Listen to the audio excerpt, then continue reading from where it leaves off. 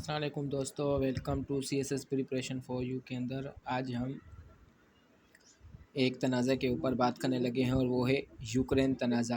دوستوں، یوکرین کے بیچ میں جو اسٹریٹجی چل رہی ہے آج ہم اس کے بارے میں دیکھیں گے۔ اس میں یہ دیکھیں گے کہ کس طریقے سے امریکہ اور نیٹو کے درمیان اور روس کے درمیان یہ جو یوکرین تنازع ہو رہا ہے اس کے پیچھے کیا کارن ہے، اس کے بعد پیچھے کیا کرائسس ہے، وہ آج ہم اس کے اندر دیکھیں گے۔ تو دوستو، اس کی کہانی شروع ہوتی ہے کہ امریکہ اور روس کا جنگ کا خطرہ یوں لگتا ہے کہ بڑی طاقتیں سال کے اختتام سے قبل اپنے اہم تنازعات نمٹانے پر تلی ہے۔ حالیہ پیش رفت کے نتیجے میں یوکرین تنازع پر نیٹو اور روس کے درمیان ایک بار پھر فوجی تصادم کا جو خدشہ ظاہر کیا جا رہا ہے۔ اطلاع کے مطابق روس نے اپنے 90,000 فوجی یوکرین کی سرحدوں پر پہنچا دیے، جبکہ امریکی اندازوں کے مطابق یہ تعداد فروری تک 1,75,000 تک ہو سکتی ہے۔ نیز روس نے جو ٹینکس اور بھاری توپ خانے بھی سرحد پر پہنچا دیا ہے۔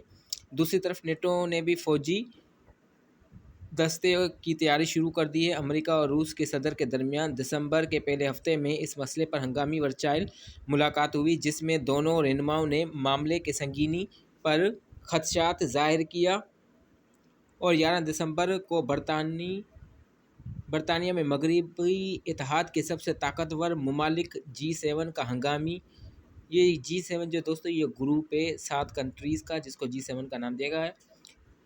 G7 کا ہنگامی جو اجلاس ہوا، جس میں روس کو متنبہ کیا گیا کہ اگر وہ یوکرین میں داخل ہوتا ہے تو اس کے سنگین نتائج مرتب ہو سکتے ہیں۔ تاہم صدر پیوٹن پہلے ہی ورچوئل ملاقات میں جو امریکی ہم منصب کو یقین دلا چکے تھے کہ وہ روسی افواج کسی کے لیے خطرہ نہیں ہو سکتی۔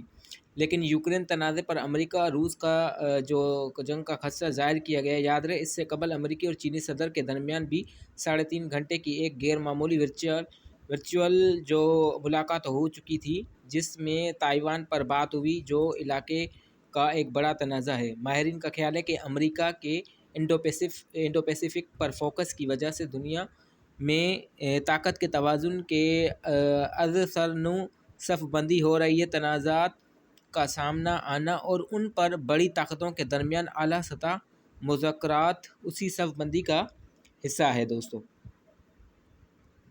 اور یہ بھی بتایا جاتا ہے کہ تنازع کا سامنے آنا ان پر جو مذاکرات ہو رہے ہیں اسی صف پر، جو کہ اس صف کا بڑا اہم حصہ بھی مانا جاتا ہے۔ تاہم سب کو کوشش یہی ہے کہ تنازع فوجی تصادم میں تبدیل نہ ہو پائیں اور انہیں کم از کم اسی طرح ڈیپ فریزر میں رکھا جائے جیسے پہلے تھے۔ غالباً اس کی ایک بڑی وجہ یہ بھی ہے کہ پوسٹ کووڈ کے دور میں معیشت کی بحالی کسی فوجی تصادم کے محتمل جو بتایا جاتا وہ نہیں ہو سکتی تھی۔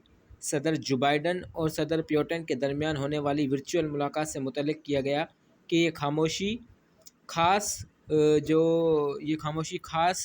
خاصے خوشگوار ماحول میں ہوئی۔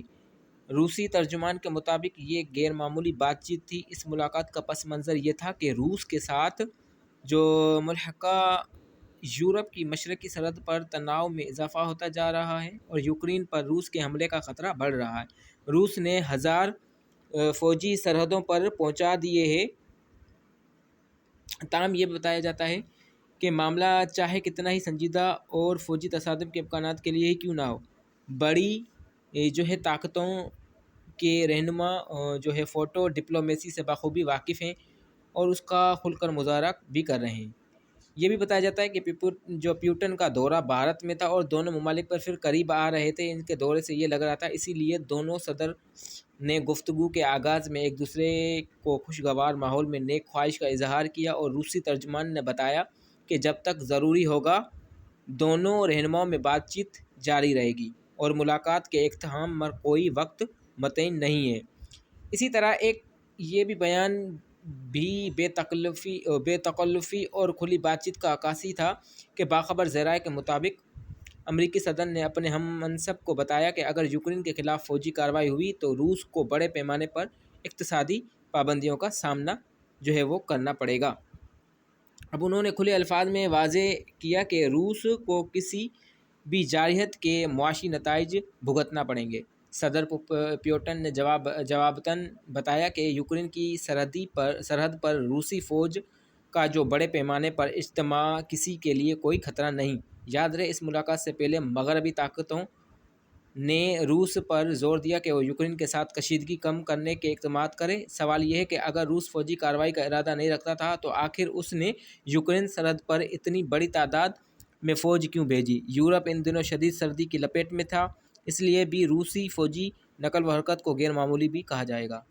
تو دوستو یہاں پر یہ کچھ اس طریقے کا تنازع ہوا تھا، اور جس میں روس، یوکرین اور نیٹو اور امریکہ کی یہ جو ایک قسم کی کھچڑی پک رہی تھی، تو اس میں یہ چیزیں ہوئی تھی۔ امید کرتا ہوں آپ کو یہ بنائی ویڈیو بہت پسند آئے گی۔ ہمارے چینل کو لائک کریں، سبسکرائب کریں، شیئر کریں۔